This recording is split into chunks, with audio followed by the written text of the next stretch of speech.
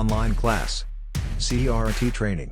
500 plus MNC engaging with KL. KL deemed to be university.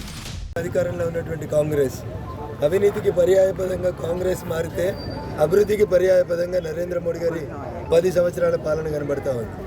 నేను కూడా వారు అడిగినటువంటి మాటకి ప్రజలకు చేయాల్సినటువంటి విజ్ఞప్తి 2004 నుంచి 14 దాకా దేశం ఎట్లుంది, అప్పుడు మన ప్రధాని ఎవరు అంటే ఎక్కడున్నారని వెతుకోవాల్సిన పరిస్థితి ఉంటుంది.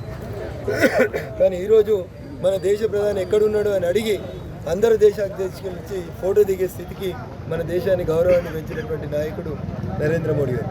అందుకని కాంగ్రెస్ మాటల్ని మనం పెద్దగా పట్టించుకోవాల్సినటువంటి అవసరం లేదు. ఎందుకంటే ఇండియా కూటమిలో ఉన్నటువంటి దీదీ చెప్పింది, మొత్తం దేశంలో కాంగ్రెస్కు 40 రావని చెప్పి మీకు 2 సీట్లు ఇస్తా అన్నది. 42 సీట్లు ఉన్న వెస్ట్ బెంగాల్లో 2 సీట్లు ఇస్తా, ఇష్టం ఉంటే ఉండూరు కష్టం ఉంటే పోనీ అన్నది. దేశం మొత్తంలో 40 గెలవని కాంగ్రెస్కి తెలంగాణ ప్రజలు ఎందుకు ఓటేయాలనేది ఒకసారి ఆలోచించుకోవాలి.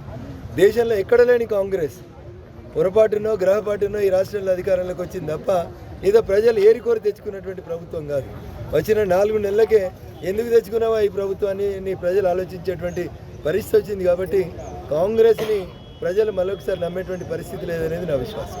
మరిన్ని వీడియోస్ కోసం ఛానల్ ని సబ్స్క్రైబ్ చేయండి, లేటెస్ట్ అప్డేట్స్ కోసం వాట్సాప్ ఛానల్ ని ఫాలో చేయండి అండ్ లింక్ డిస్క్రిప్షన్ లో ఉంది.